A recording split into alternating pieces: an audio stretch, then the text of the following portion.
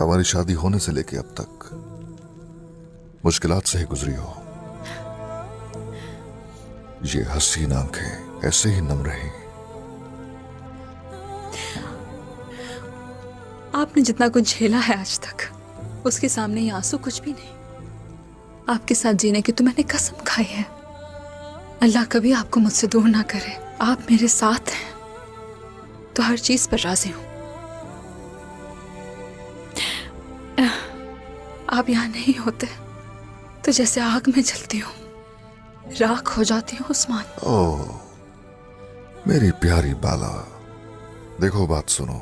ऐसा है कि तुम्हें पता होना चाहिए कि तुम मेरी कबूल होने वाली दुआ हो। हर बोझ हल्का हो जाता है तुम्हारी हमराही में। ओह अल्लाह हमें हमेशा एक साथ रखे, दूर न करे तुमसे।